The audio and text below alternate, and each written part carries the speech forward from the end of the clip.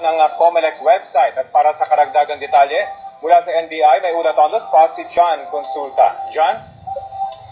Rafi, bumagsak sa kamay ng NBI Cybercrime Division ang kalawang hacker ng COMELEC website. Ayon kay Attorney Vic Lorenzo, Executive Officer ng NBI Cybercrime Division, sa bahay ng suspect sa Muntinlupa na kinilalang si Jonel De Asis, isang IT expert na kuha ang laptop na kanyang ginamit para ma-hack ang website ng COMELEC.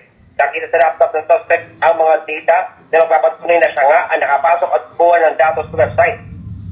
Sa panayam rapi ng GMA News, sinabi ni De Asis na sila nga ang nag-hack sa website ng COMELEC matapos nilang madiskubre ang mga kahinaan nito. Pero higit ni De Asis, di raw sila ang nagtayo ng website na personal data na may 70 milyong rehistradong botante. Dagdag ni De Asis, handa raw siyang makipagtulungan sa NBI at COMELEC para maitama ang flaw sa kanilang website. Sa ngayon ay naitira na ng NBI ang website ng may leaked voters data.